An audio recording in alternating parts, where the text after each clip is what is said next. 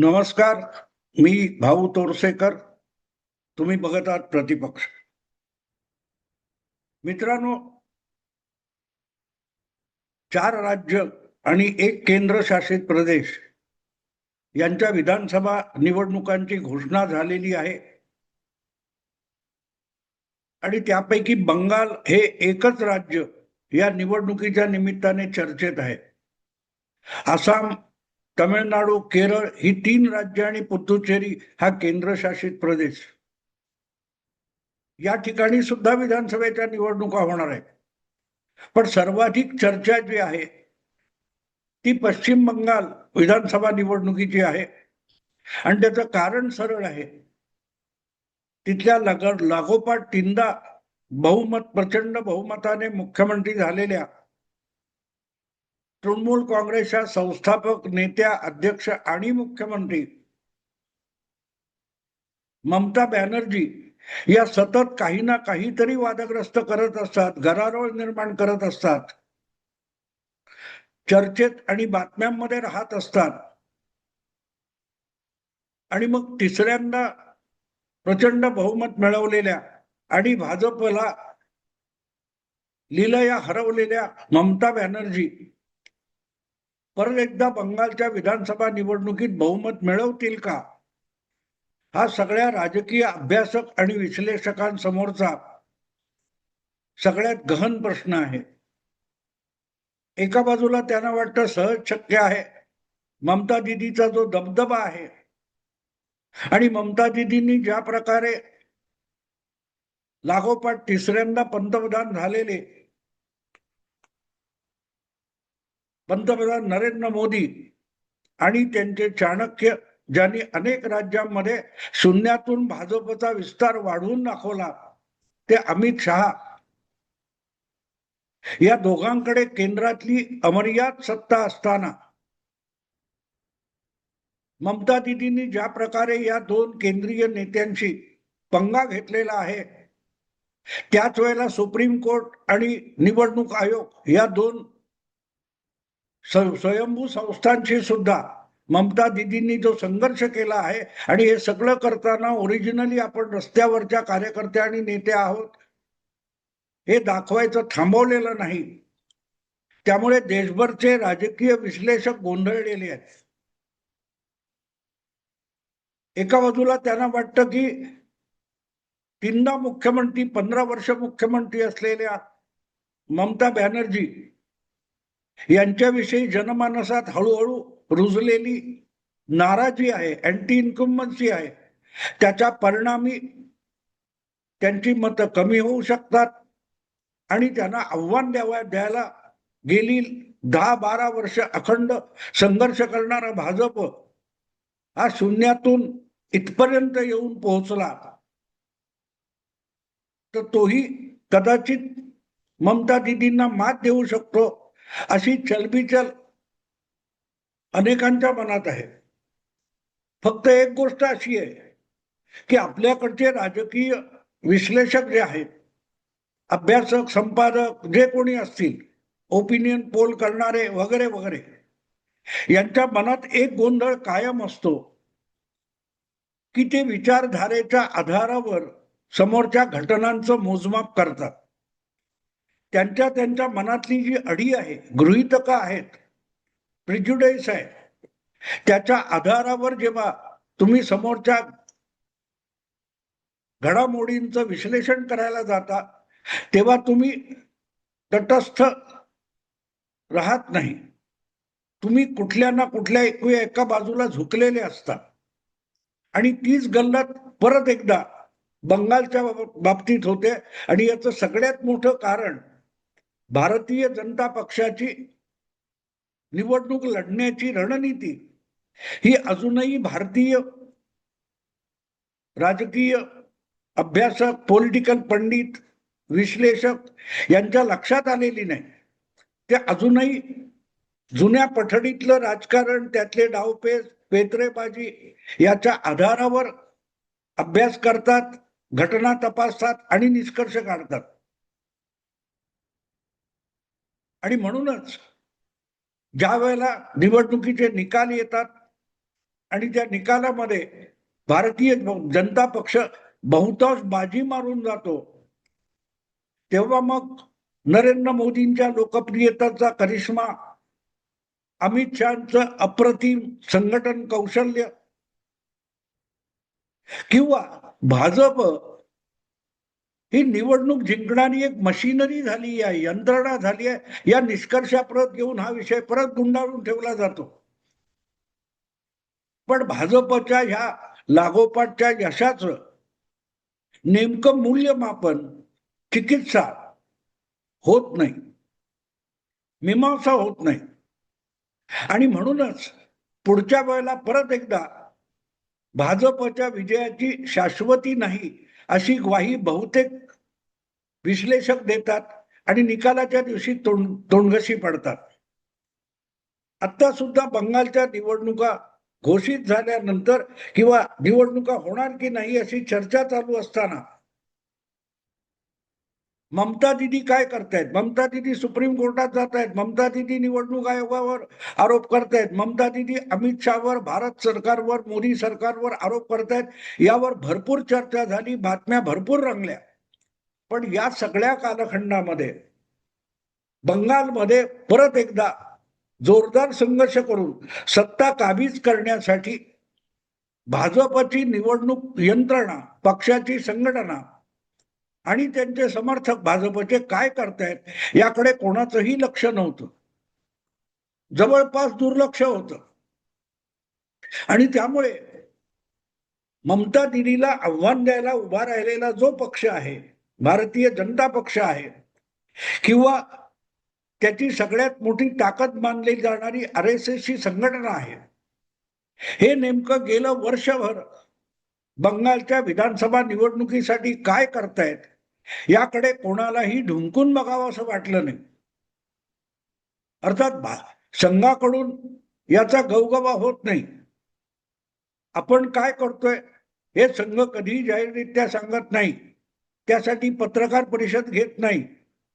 भाजपवाले आपल्या पद्धतीने प्रसिद्धी माध्यमात असतात, त्यांचे राजकीय नेते आणि संघटन प्रवक्ते वगैरे बोलतात, पण ती अर्धवट नव्हे, अर्ध्यापेक्षाही कमी माहिती असते. कारण निवडणूक जिंकून देणारी सगळ्यात मोठी भाजपची शक्ती ही RSS मध्ये सामावलेली आहे. आणि म्हणून भाजपला कुठल्याही निवडणुकीत उतरायचं असतं तेव्हा भाजप अधिक राष्ट्रीय स्वयंसेवक संघ मिळून एकत्रित प्रयत्न करत असतात. कारण RSSचा हिंदुत्व हा जो राजकीय अजेंडा आहे तो पुढे घेऊन जाणारी संघटना किंवा यंत्रणा म्हणजे भारतीय जनता पक्ष आहे, जो निवडणूक लढवतो, आणि RSS निवडणूक लढवत नाही. आणि म्हणून गेले वर्षभर किंवा किमान 8 ते 10 महिने RSS आणि भाजप मिळून बंगालच्या निवडणुकीसाठी काय करतायत हे जर बघितलं असतं, समजून घेतलं असतं, तर काही गोष्टी लक्षात येऊ शकल्या असत्या. पण बहुतांश राजकीय पंडितांनी इकडे बघितलेलं पण नाही, त्याची माहिती पण मिळवण्याचा प्रयत्न केलेला नाही. ममता दिदी काय करतात आणि ममता दिदीच्या विरोधामध्ये दिलीप घोष किंवा शुभेंदू अधिकारी यासारखे भाजपचे बंगालचे नेते आणि दिल्लीतले नेते मिळून काय करतायत ही उघड माहिती आहे, ती घेऊनच विश्लेषण चालू होतं. आणि त्यामुळे भाजपची बंगालसाठीची या वर्षीची जी रणनीती आहे, या निवडणुकीतली रणनीती आहे, त्यामध्ये 144 फॉर्म्युला 144 हा राबवला जातोय, याचा थांग पत्ता कोणाला नाहीये. मी याला फॉर्म्युला 144 का म्हणतो? तुम्हाला माहिती असेल, वेगवेगळे औषधं असतात, उपाय असतात, उपचार असतात, उपचार पद्धती असतात, त्याला फॉर्म्युला म्हटलं जातं. काही वर्षापूर्वी आपल्याकडे घरामध्ये, टीव्हीवर किंवा वर्तमानपत्रामध्ये किंवा सिनेमाच्या थिएटरमध्ये एक जाहिरात असायची, formula 44, Vicks formula 44, Vicks formula 44. म्हणजे तुम्हाला कफ झालाय, सर्दी झालीय, खोकला झालाय, त्यावरचा झटपट उपाय म्हणजे फॉर्म्युला 44. आता भाजपने निवडणुकीचं वेळापत्रक जाहीर झाल्या झाल्या 144 उमेदवारांची यादी घोषित करून टाकली, ज्यामध्ये शुभेंदू अधिकारी हे नंदीग्रामचे आमदार आणि विधानसभेतले विरोधी नेते एकाच वेळेला 2 जागी लढणार, म्हणजे नंदीग्राम या त्यांच्या मूळच्या मतदारसंघात लढणार. त्याखेरीज ममता दिदींचा जो बालेकिल्ला आहे भवानीपूर या मतदारसंघात सुद्धा ते लढणार. 5 वर्षापूर्वी नंदीग्राम मधून आपला मतदारसंघ सोडून नंदीग्राम मध्ये जात ममता दिदींनी शुभेंदू अधिकारी या भाजपच्या सर्वोच्च नेत्याला थेट त्याच्या बालेकिल्ल्यात आव्हान दिलं होतं. तिथे त्यांनी पराभव पण पत्करला आणि नंतर भवानीपूरला पोटनिवडणूक लढवून मुख्यमंत्री झाल्यानंतर ममता दिदी आमदार झाल्या होत्या. यावेळेला परिस्थिती उलटी आहे. ममता दिदीच्या बालेकिल्ल्यात कोलकात्यामध्ये भवानीपूर मतदारसंघामध्ये भाजपने शुभेंदू अधिकारीला उभा केलेला आहे. एकाच वेळेला शुभेंदू अधिकारी नंदीग्राम आणि भवानीपूर या 2 मतदारसंघात उभा राहणार आहे. आणि अशा एकूण 144 उमेदवारांची घोषणा भाजपने विनाविलंब निवडणुकीचं वेळापत्रक जाहीर झाल्यानंतर काही तासात 144 उमेदवार जाहीर केले. जवळजवळ 30 तासानंतर ममता दिदींनी सुद्धा त्यांच्या तृणमूल पक्षाचे सगळेच्या सगळे 294 उमेदवार घोषित केले. ममता दिदीसाठी ते सोपं होतं, कारण त्यांच्याकडे 215 आमदारच आहेत. त्यातले 200 उमेदवार परत 200 आमदार परत उमेदवार झाले असतील तर फक्त 94 उमेदवार नवे शोधायचे होते. सांगायचा हेतू असा की भाजपने 144 उमेदवार कसे जाहीर केले. आणि नॉर्मली असं असतं की सत्ताधारी पक्ष आपले उमेदवार जाहीर करत नाही तोपर्यंत त्यांना आव्हान देणारा विरोधी पक्ष आपले उमेदवार उभे करत नाही किंवा घोषित करत नाही. इथे उलट झालंय. ममता दिदीचे उमेदवार घोषित होण्याच्या आधी भाजपने 144 उमेदवार जाहीर केले, 150 बाकी ठेवले.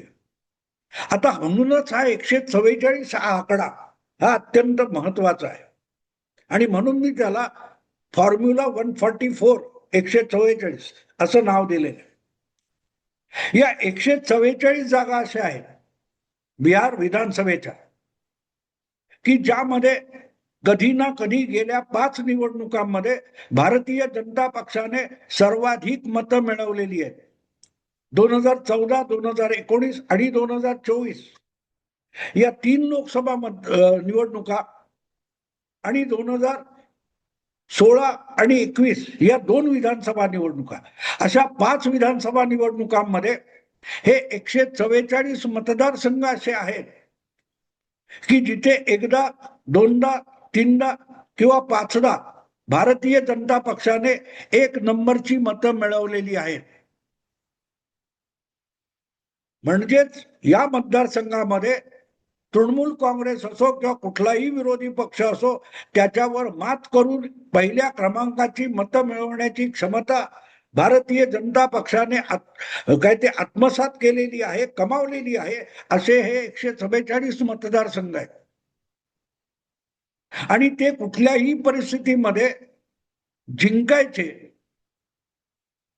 ही खुणगाट मनाशी बांधून गेले 8 ते 10 महिने भारतीय जनता पक्ष आणि RSS चे कार्यकर्ते स्वयंसेवक हे गेली 10-8 महिने एकेका बूथवर काम करतात. एकेका बूथवर, त्या बूथवरचे मतदार, त्या मतदारांची संख्या, त्यातल्या महिला, तरुण, नवे मतदार, जुने मतदार, जातीपातीची विभागणी, धर्मानुसारची विभागणी, काम धंद्यापासून उत्पन्नाचं जे साधन आहे तो पर्यंतची विभागणी, या सगळ्याचा बारीक सारीक अभ्यास करून या 144 मतदारसंघामध्ये भाजपने गेली 8 ते 10 महिने अखंड मेहनत केलेली आहे, मशागत केलेली आहे की कुठल्याही परिस्थितीमध्ये या 144 जागा जिंकायच्या म्हणजे जिंकायच्या.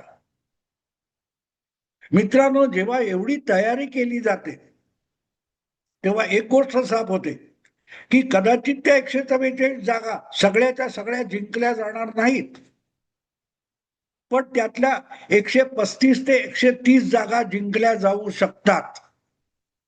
ही गोष्ट लक्षात घ्या. ज्या वेळेला मेरिट लिस्ट मध्ये येण्यासाठी धडपडणारी मुलं, विद्यार्थी 100% मार्क मिळवण्याची तयारी करतात, तेव्हा ते 90, 92, 97 पर्यंत पोहोचत असतात. अगदी 99 मिळाले तर ती लॉटरी असते. आणि त्यामुळे 144 जागांसाठी इतकी प्रचंड मेहनत 8-10 महिने केल्यानंतर त्यातून 130 जागांचा आकडा गाठणं भाजपसाठी अवघड नाहीये. पण भाजप या 144 जागी अशा रीतीने हिशोब करून त्या मतदारसंघाचा पूर्व इतिहास तपासून जी मेहनत घेतोय त्याची एक चकार शब्दाची बातमी आपल्याला कुठेही वाचायला मिळालेली नाही. ह्या 144 जागा सोडल्या तर जवळजवळ 50-55 जागा अशा आहेत की जिथे भारतीय जनता पक्षाने साधारणतः 2 ते 8,000 मतं मिळवून पराभव पत्करलेला आहे. म्हणजे तेही मतदारसंघ 55 असे आहेत, 55 असतील, 56 असतील, ते मतदारसंघ असे आहेत की गेल्या निवडणुकीत अटीतटीची लढाई करून भारतीय जनता पक्ष तिथे दुसऱ्या क्रमांकावर आलेला पक्ष आहे. आणि ही गंमत लक्षात घेतली पाहिजे. आता 144 अधिक 55 56 केले तर आकडा 200 वर येतो. आणि त्यानंतर तिसऱ्या चौथ्या क्रमांकावर चांगली झुंज देणारे आणखीन 30 मतदारसंघ आहेत. या ठिकाणी सुद्धा भाजपने गेले 8-10 महिने मशागत केलेली आहे. याचा अर्थच फॉर्म्युला 44 आणि एकत्रित 230 विधानसभा मतदारसंघावर भारतीय जनता पक्ष एकेका बूथचा अभ्यास करून आपली सगळी ताकद झोकून या जागा लढवण्याच्या तयारीत होता. आणि त्यातल्या 144 जागा जाहीर केल्यात, म्हणजेच अजून 80-90 जागा जिंकण्याच्या तयारीच्या आहेत. तिथले उमेदवार 1-2-4 दिवसात जाहीर होतील. याचा अर्थ 230 मधून 160, 165 जागा जिंकायच्या, कुठल्याही परिस्थितीत जिंकायच्या अशी तयारी भाजपने केलेली आहे. आणि 230 सोडल्यानंतर उरलेल्या साधारण 64-65 जागा असेल की ज्या मुस्लिम लोकसंख्येने प्रभावित आहेत, तिथे आपण कितीही मेहनत केली तरी पहिल्या फटक्यात आपल्याला यश मिळणार नाही. म्हणून त्या जागा लढवायच्या, पण जिंकण्याची अपेक्षा करायची नाही. आणि त्यामुळे तिथे उमेदवार उभा करायचा, पण मेहनत कमी करायची. सगळीच्या सगळी मेहनत ही 200 जागी लढवायची आहे, जिथे 144 अधिक 56. आणि म्हणून मी त्याला फॉर्म्युला 144 नाव दिलेलं आहे. आणि याची चर्चा सुद्धा कुठे नाहीये, चर्चा सुद्धा कुठे नाहीये. 144 उमेदवार कसे जाहीर झाले फटकन, याविषयी कोणाला बातमीत चर्चा करावीशी वाटली नाही. पण शुभेंदू अधिकारी भवानीपूर म्हणून लढणार, एकाच वेळेला 2 ठिकाणी लढणार, या भूलभुलैयामध्ये सगळ्याच्या सगळा मीडिया फसला. ही गोष्ट लक्षात घेण्यासाठी भाजपचा सगळ्यात मोठा बंगालच्या निवडणुकीसाठीचा फॉर्म्युला हा फॉर्म्युला 144 आहे. आणि त्याचा चमत्कार तुम्हाला 4 मे रोजी बघायला मिळेल, याविषयी माझ्या मनात शंका नाही. कारण ही गोष्ट मला 8-10 महिने आधीपासून माहिती आहे. तिथे गेलेले अनेक बंगाल बाहेरचे कार्यकर्ते, अगदी महाराष्ट्रातले किंवा दिल्लीतले कार्यकर्ते RSSचे माझ्या परिचयाचे आहेत. त्यांच्याकडून मिळालेल्या माहितीच्या आधारे मी तुम्हाला ही गोष्ट सांगितली. आवडलं लाईक करा, शेअर करा आणि प्रतिपक्षाला सबस्क्राईब करा. नमस्कार.